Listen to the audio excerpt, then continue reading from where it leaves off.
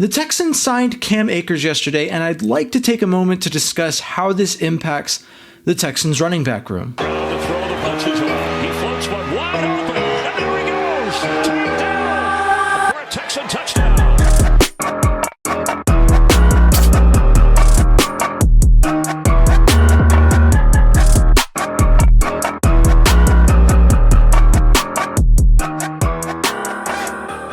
Thanks for joining me for this bullpen bit. Today we're talking about the Cam Akers signing in the Texans running back room.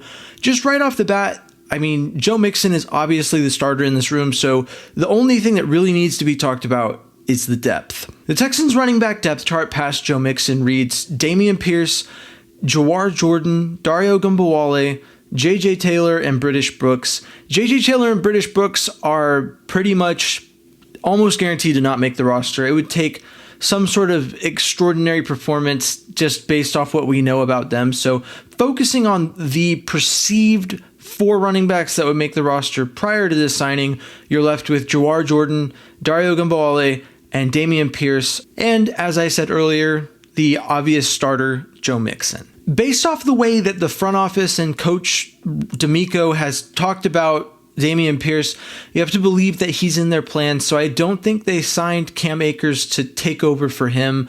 If we look at it, Cam Akers' best playing really happened in the 2020 and 2021 seasons, and as much as myself and most people probably don't want to admit it, we are about 3 or 4 years removed from that, and with the shelf life of running backs, which I know Joe Mixon has spoken to being something he's not too concerned about, combined with injury history and everything, Cam Akers is a prospect that has high upside based off what we believe he could be, but I'm not fully sure that he's a lock to take a roster spot at the end of the day. Now, if he was to earn a roster spot for the Texans, who's the odd man out? As I said earlier, I don't believe it's Dameon Pierce. There's already a lot of buzz coming out of training camp around him.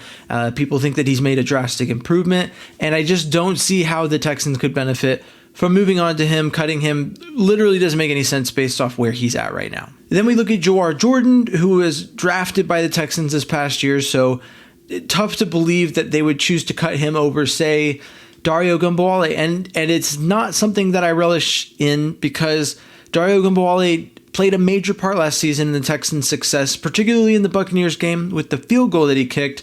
And on special teams, he was a consistent contributor. But if you believe Cam Akers adds something significant, there's, I believe, buzz around him potentially being a returner.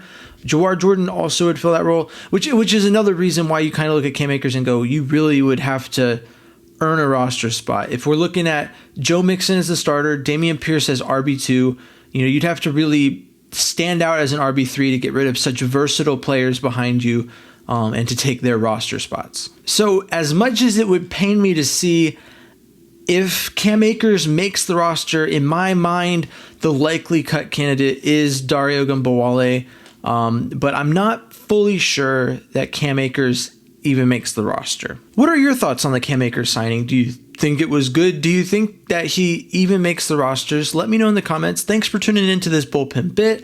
I have been James Roy. As always, stay classy, Houston. And Vamos Texans.